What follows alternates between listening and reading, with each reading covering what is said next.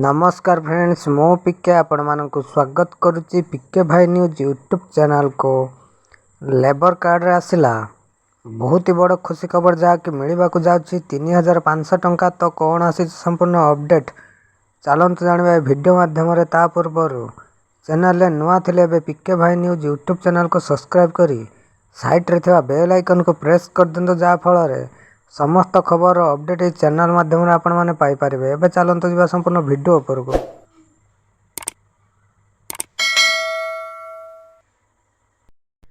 Labour card रे list 2024 आसला। यही मानक मिल 3500 टंका। तो देखो लेबर कार्ड रजिस्ट्रेशन जदि आपण लेबर कार्ड पाई आवेदन करथिले तेबे आपणक पाई आसिला बहुत बड़ खुशी खबर, जहाँकि लेबर कार्ड रे 3500 टंका मिलिबो बोली जहाँ अपडेट अच्छी। एवं श्रमिकों पाई विभिन्न प्रकार योजना कार्यकारी करिसेंती सरकार। तेबे यही योजना संपर्क में अधिकांश जानी नथिबारु यार लाभ उठाई पारु नाहंती।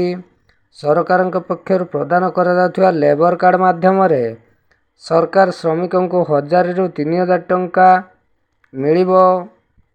एवं यही लेबर कार्ड लाभ उठाइबा को चाहुतिले एथिपाई कौन करबा को हेबो ता जानिबा जरूरी।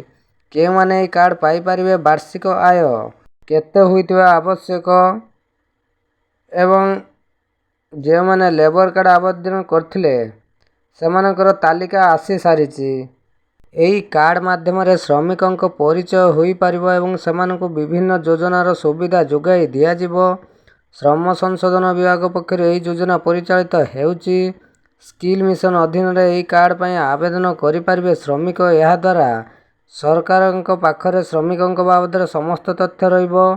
कार्ड पाइबा पर श्रमिकों को एक रजिस्ट्रेशन नंबर दिया जिवो। ए रजिस्ट्रेशन नंबर माध्यम रे समस्त योजना लाभ पाई परिबे श्रमिक।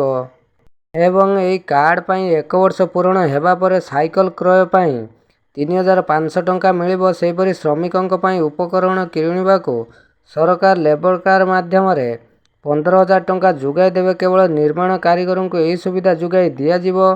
सेहीभଳି घर तैयारी पाई 3000 टंका देवे सरकार। तेबे एथिपाई कार्ड पाई 3 वर्ष पूर्ण होइथिबा आवश्यक। खाली सेतिक नुहे, वार्षिक चिकित्सा सहायता बाबद रे अर्थराशि देवे सरकार। एथिपाई 3000 टंका देवे सरकार। सेहीभଳି 60 वर्ष पर यही योजना श्रमिकों को पेंशन मध्य जोगाई देवे सरकार बोली जहाँ अपडेट अच्छी।